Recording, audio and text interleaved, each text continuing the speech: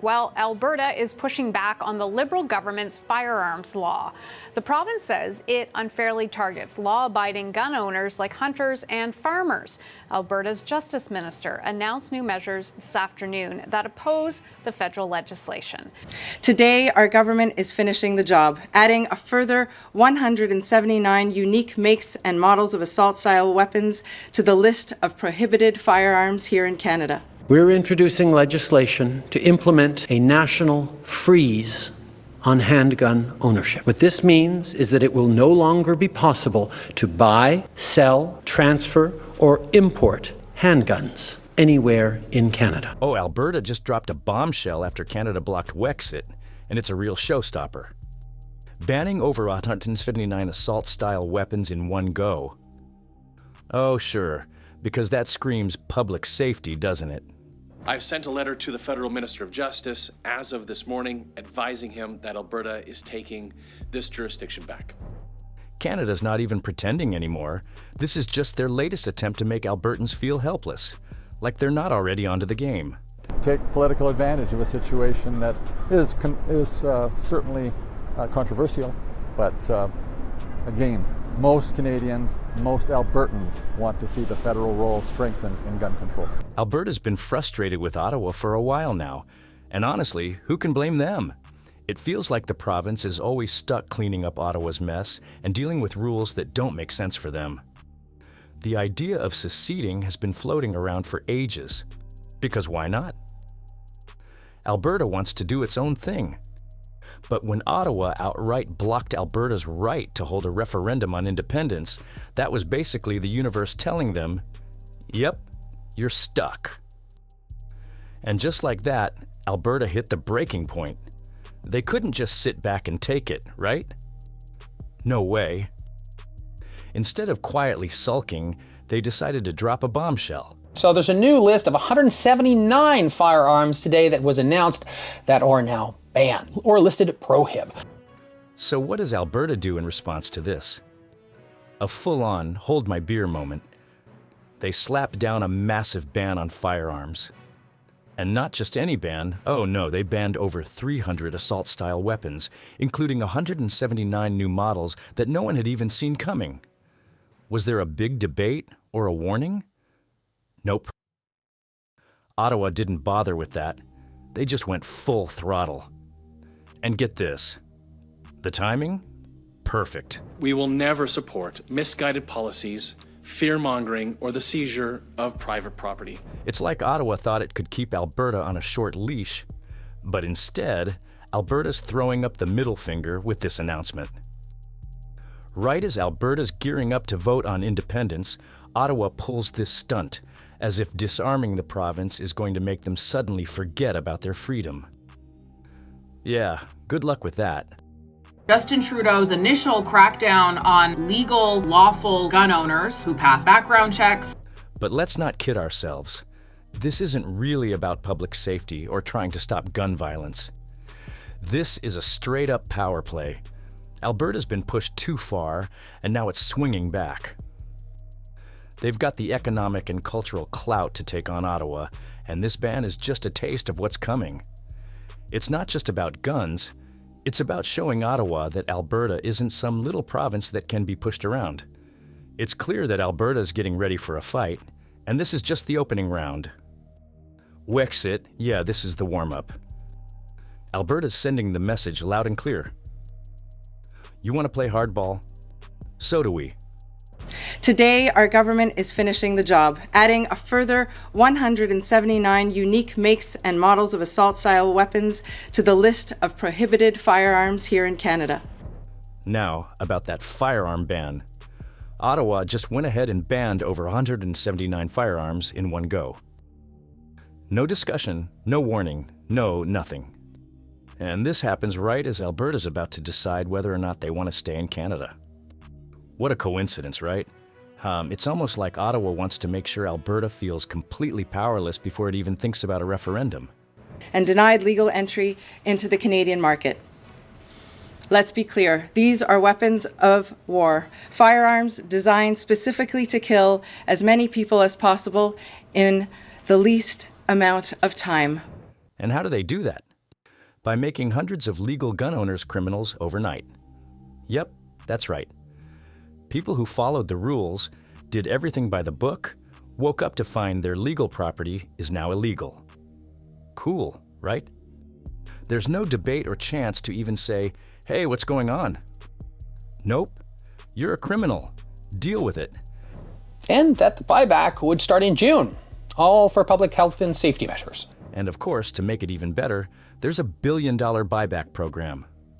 So now, not only are Alberta's gun owners facing a gut punch, but they've got to hand over their firearms to the government or deal with the consequences. Ottawa really nailed it with this one, didn't they? Just throw a few $100 million into a buyback program and call it a day.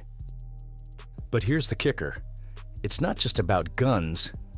This whole thing shows how easy it is for Ottawa to swoop in and change the rules without anyone having a say. I'm interested in guns as a political issue because, frankly, I don't trust any government that doesn't trust my law-abiding neighbors to own guns if they want to. Doesn't appeal to me to hunt.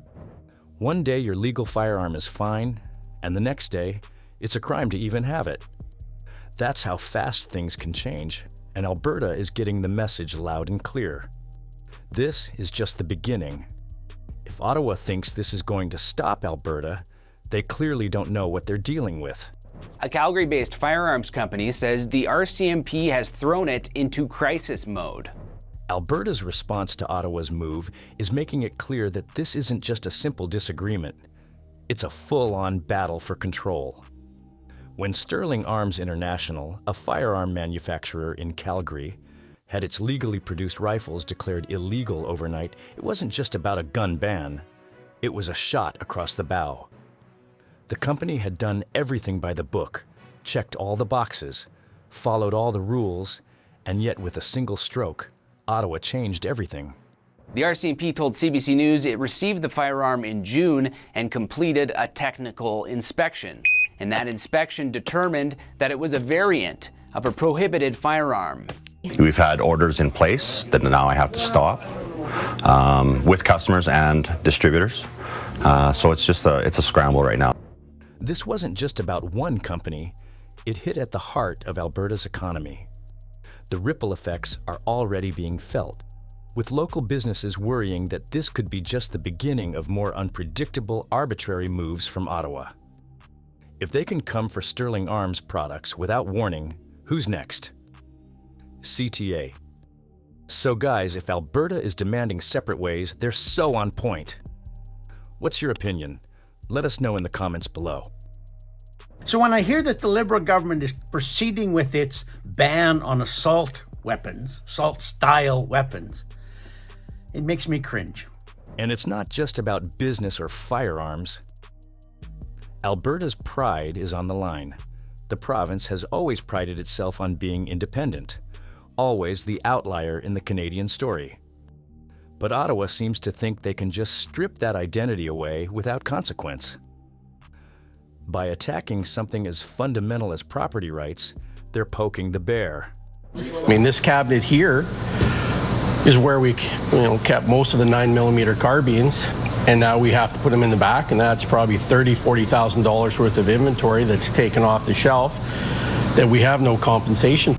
Alberta's not just angry about losing its guns, they're furious about losing what makes them, well, Alberta. The sense of powerlessness is real, and it's spreading fast. Alberta's firearm community is in full panic mode, wondering what's next on the chopping block. They're not wrong to be concerned because Ottawa's approach seems like it's only escalating. Is this just the beginning of a full disarmament campaign? I can advise you that we do have an election that seems to be on the horizon, which, we can make safety measures for Canadians. Now let's be real. Timing matters. Alberta's in the middle of preparing for a 2026 independence vote, and Ottawa knows it. So what do? They push through this firearm ban, making sure Alberta feels weaker and more divided before they even have a chance to make a decision. That's not a coincidence. Critics are already calling it a deliberate move to undermine Alberta's push for independence. If you disarm a province, take away its ability to protect itself, it sends a message. It's not about keeping people safe. It's about making them feel helpless. And that's exactly what Ottawa seems to want. Control, pure and simple. You are not going to stop illegal shootings by confiscating legal weapons from law-abiding Canadians. That's the fallacy of all of this. Some people are even comparing Canada's actions to what you'd see in an authoritarian regime. The first thing that happens when a government wants more control is they disarm the public. It's a playbook that's been used throughout history. Just north of the border, we don't have that right. We have the ability to get a weapon if we, satisfy the government's desire to know whether we're entitled or not to get it. Disarm the people, and they can't fight back. It's hard to ignore the parallels, and Alberta's starting to see that this isn't just about guns. It's about power, freedom, and who gets to control the narrative. If the government can take away a fundamental right like gun ownership without any input from the people, what's next? That's the fear spreading across Alberta, and it's only growing as Ottawa continues to flex its power. Do you think secession is a possibility? Share your thoughts in the comments below. Like and subscribe to this channel for the latest updates.